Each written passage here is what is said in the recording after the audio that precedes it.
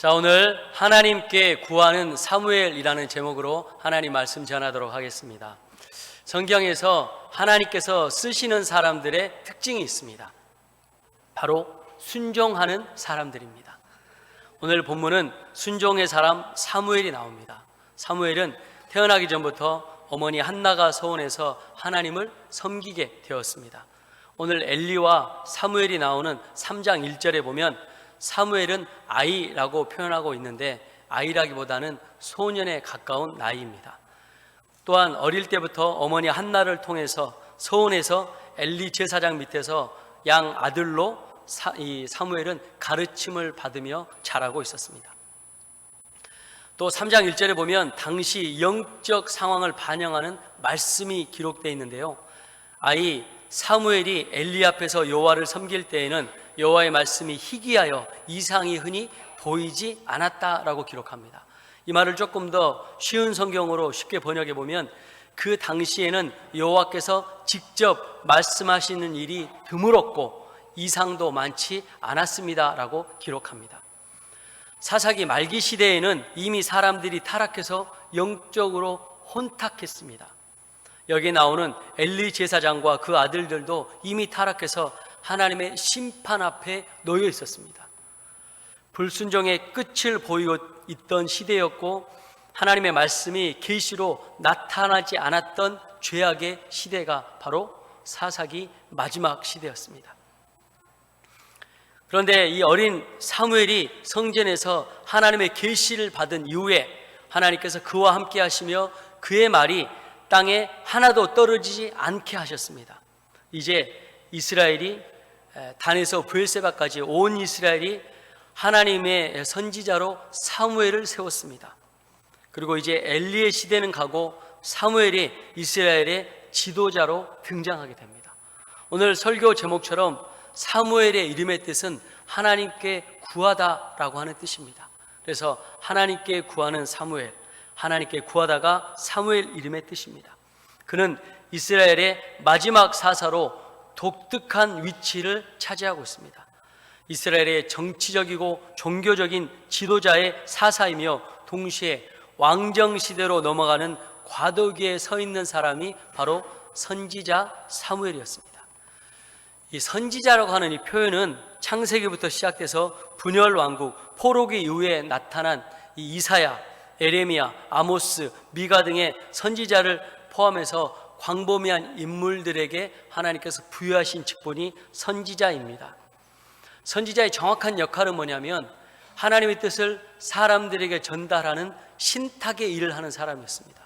그래서 하나님의 뜻을 이스라엘 백성들에게 전달하는 것, 이것이 바로 선지자의 역할이었습니다. 이스라엘의 역사에서 보면 선지자들이 차지하는 비중은 매우 큽니다. 다른 민족들의 선지자들과는 차이점이 있어요. 이방 민족의 선지자들은 정치와 권력에 밀접해 있었습니다. 그런데 오히려 이스라엘 선지자들은 이 정치와 권력을 비판하는 입장에 서 있었어요. 왜 그러냐면 이 당시에 사람들이 타락했어요. 왕도 타락하고 하나님 뜻대로 살지 못하니까 선지자는 하나님을 대신해서 이 사람들이 하나님께로 바로 돌아올 수 있도록 직언을 하는 것입니다. 하나님께로 돌아올 수 있도록 회개의 메시지를 선포하는 것입니다. 그래서 이방 나라들의 선지자와는 조금 더 다른 역할과 다른 포지션을 가지고 있었습니다. 이러할 때 하나님께서 사무엘을 사사로 동시에 선지자로 부르셨어요. 장차 이스라엘 백성들이 타락할 걸 아시죠? 사울 왕이 타락할 걸 아시고 하나님께서 믿음의 사람 사무엘을 선지자로 세웠습니다. 자, 사무엘이 하나님과 동행하는 자로 나타냈던 증거들이 있는데 이 증거들이 오늘 저와 여러분이 동일하게 나타내야 될 증거인 것입니다. 자, 오늘 하나님 앞에 신실하게 살아가야 될 그리스도인들 어떻게 살아가야 될까? 오늘 사무엘을 통해서 말씀을 살펴보도록 하겠습니다. 첫 번째, 말의 진실함으로 하나님의 뜻이 성취가 되어야 합니다. 사무엘은 엘리 제사장과 함께 성전에서 가르침을 받으며 자랐습니다. 그가 장성했을 때 오늘 19절 말씀에 사무엘이 자라매 여호와께서 그와 함께 계셔서 그의 말이 하나도 땅에 떨어지지 않게 하셨다라고 기록합니다. 이 말은 하나님께서 사무엘에게 감동을 주셔서 하나님 뜻에 따라 말하게 하시고 그 말을 하나님 뜻 가운데 성취하게 하셨다라고 기록합니다. 사무엘이 있기 때문에 하나님 뜻대로 이스라엘이 살 수 있게 된 것이죠. 그리고 반대로 사무엘과 대조적인 인물이 나오는데 바로 엘리 제사장입니다. 하나님께서 그의 집을 영원토록 심판하시겠다 말씀하셨습니다. 그 이유가 무엇입니까? 13절에 자기 아들들의 저주를 자청했고 죄를 막지 않아서였습니다. 심지어 하나님의 말씀을 듣고 사무엘이 엘리에게 그 말씀을 전하기 두려워했는데 오히려 엘리는 그 말씀을, 그 심판의 말씀을 듣고 싶어 했습니다. 그리고 하나님께서 말씀하신 이 비밀의 말씀을 사무엘이 그대로 엘리 제사장에 전했을 때 18절에 이렇게 엘리 제사장이 반응을 합니다. 여호와는 선하시니 그대로 하실 것이다. 쉽게 표현해 보면 이런 뉘앙스가 아닐까 생각합니다. 사무엘, 너에게 하나님께서 그렇게 말씀하셨구나. 그래, 그럼 그렇게 하시겠지. 하나님은 선하신 분이니까. 그런데 나는 별로 신경 안 써요. 이런 뉘앙스 정도 될 것 같아요. 하나님께서 그 아들들을 심판하시고 죽이시기로 결정하고 또 엘리 제사장도 듣고 이 나라도 어려움을 겪겠다, 이런 메시지가 그에게 선포가 되는데도 괜찮아, 뭐 별거 아니야, 나는 별로 신경 쓰지 않아. 선지자가 이 정도였습니다.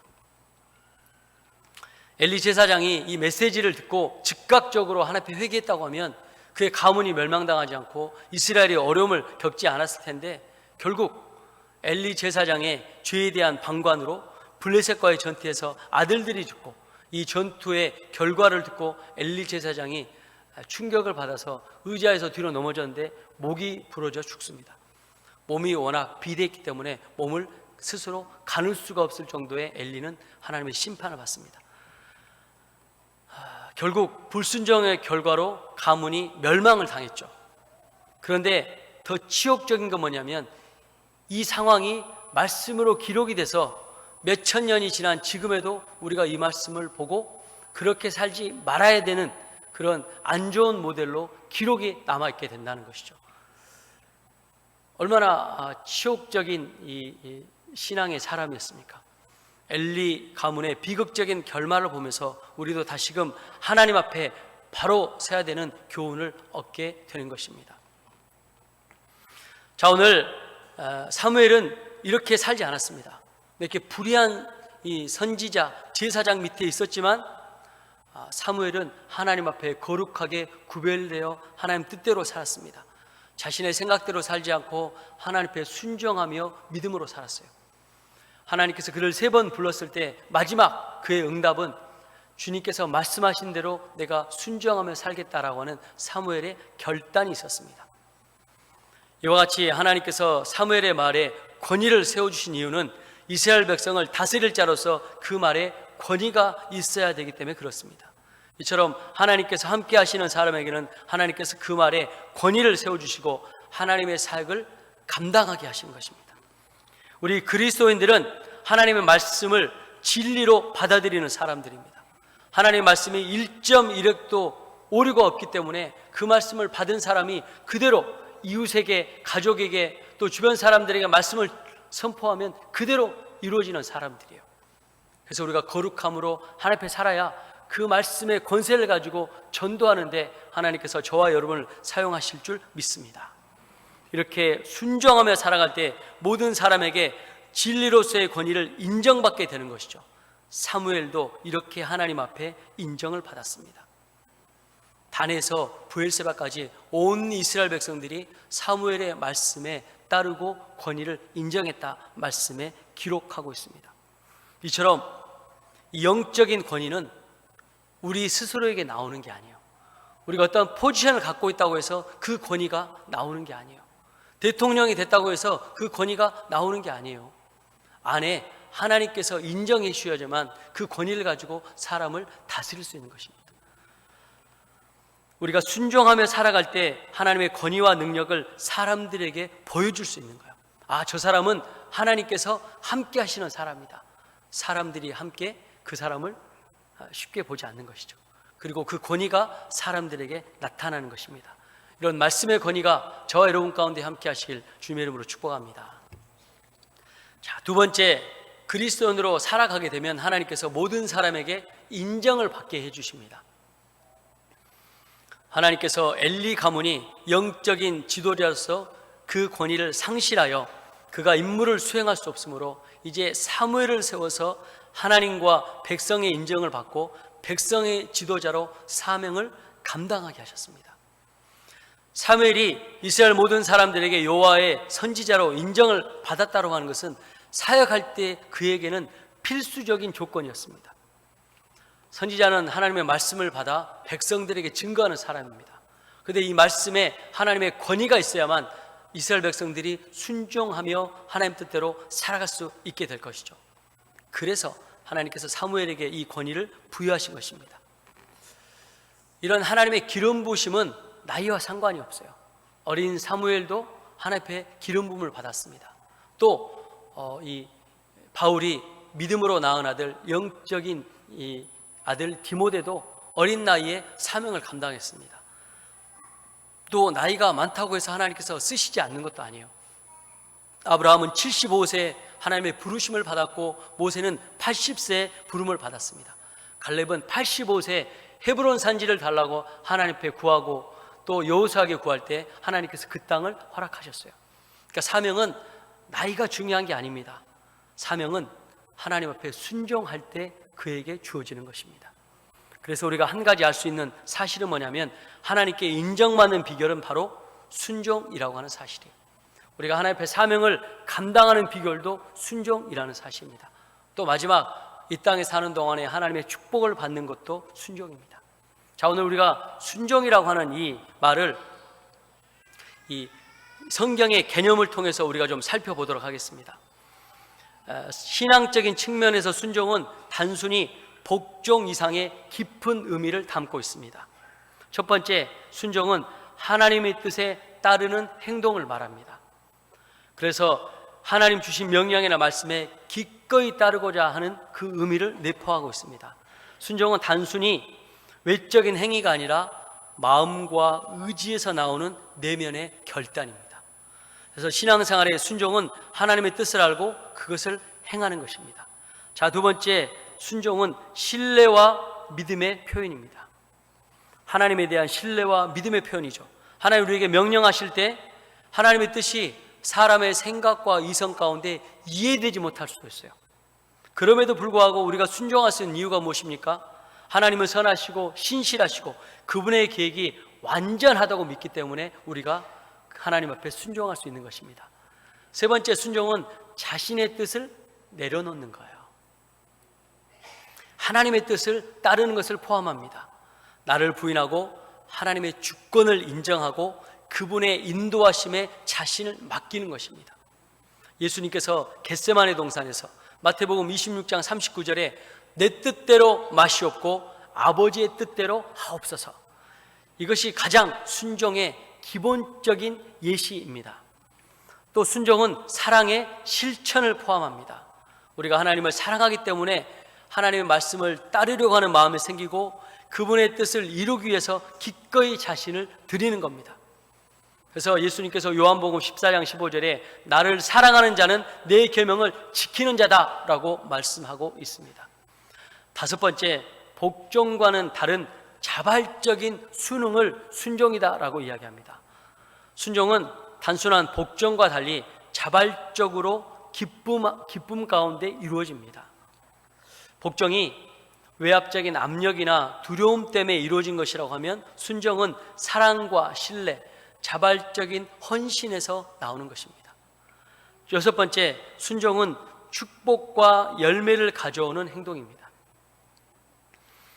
성경이 순종이 하나님의 축복을 받는 길임을 여러 번 강조하고 있습니다. 신명기 28장은 순종하는 자에게 주어지는 다양한 축복을 언급하고 있습니다. 여러분, 이 땅에 사는 동안에 하나님의 축복을 받고 싶으시면 순종하십시오. 구원은 하나님의 은혜로 받지만 이 땅에서 축복은 하나님 앞에 순종으로 받습니다. 여러분이 건강하고 싶으시면 교회 봉사하는 겁니다. 몸으로 봉사하면 하나님께서 건강의 축복을 주시는 거예요. 또 여러분이 이 땅 가운데 하나님 뜻을 알고 싶으면 기도하면 됩니다. 기도의 순종으로 또 하나님의 축복을 경험하는 겁니다. 제가 늘 말씀드리지만 직분을 받으신 분들, 또 직분을 받고자 하는 분들 기도하셔야 돼요. 특별히 새벽 예배 나와서 기도하세요. 제가 여러 번 말씀드렸잖아요. 새벽 예배 나오시라고. 여러분 순종하십시오. 순종해야 하나님의 축복을 받을 수 있는 기회를 얻게 돼요. 사무엘은 하나님 앞에 순종했기 때문에 하나님 앞에 쓰임받는 축복을 받는 기회를 얻게 되었습니다. 그래서 순종함으로 하나님 앞에 서시길 주님의 이름으로 축원합니다. 사무엘은 이렇게 순종해서 선지자로서 큰 능력과 영광을 경험했습니다.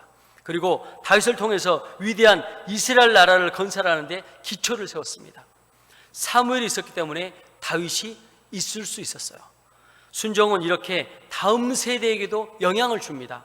우리가 가진 순종의 신앙이 다음 세대에게도 믿음의 유산으로 전해지시길 주님의 이름으로 축복합니다. 자, 이제 그리스도인은 하나님의 말씀을 증거하는 삶을 살면서 그에게 영향력을 나타내야 합니다. 하나님께서 백성들로부터 신뢰를 얻은 사무엘에게 자신의 뜻을 계시하셨고 그로 인해서 하나님 말씀이 온 이스라엘에게 전파가 되었습니다. 이제 사무엘을 통해서 하나님의 영광이 이스라엘에게 임하시고 또 보호하시고 함께 하시겠다는 약속이 주어졌어요. 자, 이제 오늘 말씀은 아니지만 4장에 가면 이제 전투에서 이스라엘 백성들이 블레셋 나라에게 패하게 됩니다. 언약궤도 빼앗깁니다. 왕도 죽습니다. 그의 자녀도 죽습니다. 이제 사울 왕이 왕으로 세워지고 나서는 이제 계속 이런 안 좋은 일들이 벌어집니다. 불순종의 대가를 받고 있는 것이죠.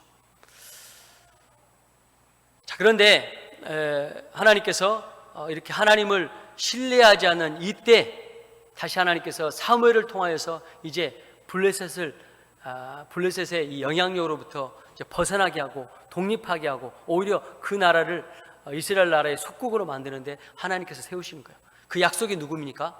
사무엘이요, 사무엘. 지금 상황과 형편은 블레셋의 지배를 받고 있어요. 어려움을 겪고 있어요. 근데 이제 하나님께서 엘리가 아닌 사무엘을 통해서 이 상황을 역전시키겠다 약속하고 있는 것입니다. 단순히 사무엘이 이제 선지자로 세우는 것뿐만 아니라 이제 영적으로 회복하게 하고 있다는 하나님의 약속이 오늘 말씀에 드러나고 있는 것입니다. 이와 같이 하나님의 말씀이 이스라엘에게 임하고 사무엘에게 임하는 것은 이스라엘에 대한 하나님의 언약이 신실하게 성취되어 하나님의 은혜가 임하는 것을 의미합니다. 그리고 이제 이스라엘을 통해서 구원의 역사를 계속 이루시겠다는 하나님의 뜻이 담겨 있는 것입니다. 자, 이처럼 우리도 하나님과 동행하는 그리스도인으로 구원의 복음을 세상에 증거해서 많은 사람들로 하나님의 은혜를 받게 하는 책임이 있는 거예요. 하나님께서 이런 구속 역사를 진행시키는 도구로 저와 여러분을 택하시고 함께 하셨어요. 하나님 우리를 구원하신 목적이 세 가지입니다. 첫 번째는 하나님과 교제하기 위해서, 두 번째는 전도를 하라고 하나님께서 우리를 구원하셨습니다. 마지막은 하나님의 영광을 나타내기 위해서 우리를 구원하셨습니다. 우리가 이 목적대로 하나님 앞에 쓰임 받아야 될 줄 믿습니다. 세상 사람들은 하나님의 뜻을 몰라서 불순종해요. 우리는 하나님의 말씀을 맡은 자로서 진리의 말씀을 그들에게 증거하고 하나님께 영광을 돌리게 해야 합니다. 이러한 사역은 하나님의 영을 받은 성도의 의무입니다. 하나님께서 함께 하신 그리스도인들은 그래서 진리를 따라 말씀 가운데 행하고 순종함으로 열매를 나타내서 그들에게 복음을 증거하는 그 사명이 그리스도인들에게 있습니다. 그리고 저와 여러분이 이 말씀의 권세로 복음을 전할 때 믿지 않는 자들이 하나님께로 돌아오는 은혜와 권세와 능력을 경험하게 될 줄 믿습니다. 이스라엘 마지막 사사이고 선지자였던 사무엘은 하나님의 말씀을 사모하고 순종하며 누구보다 하나님을 사랑했던 사람이었습니다. 이런 믿음이 또 그런 믿음의 삶에 하나님께서 함께 하시고 그에게 기름 부으시고 권위를 부어주셨어요. 이 가운데 무엇이 있었습니까? 순종이 있었다는 거죠. 하나님께서 쓰시는 사람, 하나님께서 쓰시는 교회, 하나님께서 쓰시는 목회자, 그 한 가운데에는 순종이 있었습니다. 여러분 말씀드렸지만 이삭은 아버지 아브라함의 말씀에 목숨을 걸고 순종했습니다. 그러자 그가 블레셋이라고 하는 나라에서 목축업을 했던 사람이 농사를 졌을 때 그 해 그 땅에서 100배의 축복을 받았어요. 전혀 농사에 노하우가 있는 사람이 농사를 져서 100배의 축복을 받는다? 불가능한 일입니다. 그리고 이렇게 어린 사무엘이 하나님 앞에 순종했기 때문에 이 불의한 제사장 엘리 제사장 밑에서도 거룩하게 하나님 뜻대로 살 수 있게 된 것입니다. 불가능한 일이에요. 엘리 제사장 밑에서 사무엘이 나왔다? 불가능한 일입니다. 그런데 하나님께서 이 사무엘의 순종함을 통해서 또 어머니 한나의 소원의 순종함을 통해서 하나님께서 믿음의 사람을 세우신 것입니다. 이것은 우리가 뭘 알 수 있습니까? 순종하면 우리의 자녀손들이 그 순종의 복을 받는다는 거예요. 근데 불순종하면 어떻게 됩니까? 아담과 하와가 불순종하니까 그 불순종의 열매로 가인이 그 동생 아벨을 죽입니다. 이렇게 죄는요 계속 되물림이 되는 거예요. 근데 순종도 하나님 앞에 되물림이 되는 거예요. 여러분 어떤 걸 선택하시겠습니까? 우리 교회가 전도하고 선교하고 다음 세대를 세워나갈 것입니다. 이 하나님의 비전에 우리가 귀 기울이고 집중할 필요가 있습니다. 여러분 이 땅 가운데 하나님 앞에 쓰임받는 것이 영원하지 않습니다. 유한합니다. 어떤 사람에게는 짧은 시간이 될 수 있고 또 어떤 사람에게는 긴 세월이 될 수 있지만 그 기회는 이 땅에 사는 동안만 저와 여러분에게 주어지는 거예요. 전도하는 거 어렵지 않습니다. 그냥 여러분 우리 전도지 잔뜩 있잖아요. 전도지 가져가서 또 주보 가지고 와서 주변에 있는 분들에게 예수님 믿으시라고 요성결교회 와보시라고 이렇게 하는 게 전도예요. 어렵지 않아요. 선교하는 거 어렵지 않습니다. 우리 게시판에 있는 선교사님 사역을 위해서 기도하고 또 이제 우리가 본격적으로 선교 사역할 때 내가 가지 못하면 후원하고 내가 가지 못하면 기도하고 그렇게 하는 게 선교입니다. 다음 세대 세우는 거요 어렵지 않습니다. 지나가는 아이들 학생들에게 칭찬해주고 또 축복해주고 또 내 안에 용돈 있으면 용돈도 좀 주고 그러면서 축복해주는 거야. 얼마나 감사해요. 학생들이요 말하지 않는데 지나가면서 아이고 막 칭찬해주고 축복해주고 이렇게 키가 크냐고 또 공부 열심히 하라고 이렇게 축복해주고 칭찬의 말 해주고 등 한번 두드려주고 그렇게 위로가 된대요. 이게 다음 세대 세우는 거 아닙니까? 별로 어렵지 않습니다. 이 사역에 동참하는 것이죠. 그리고 가장 중요한 건 뭡니까? 순종하는 거예요. 할렐루야. 제가 더 하나님 앞에 순종할 수 있도록 기도해 주십시오.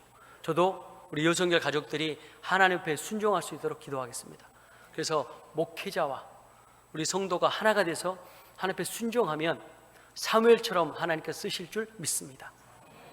아무리 선지자가 사무엘이다 하더라도 불순종한 사울 왕이면 하나님 앞에 설 수 없어요. 그런데 순종하는 다윗이 있으니까 하나님 앞에 큰 복을 받았습니다. 그래서 저와 여러분이 중요합니다. 이런 마음으로 하나님 앞에 신실하게 서길 주님의 이름으로 축복합니다. 이제 우리 여성결 교회는 더 하나님께서 쓰실 거예요.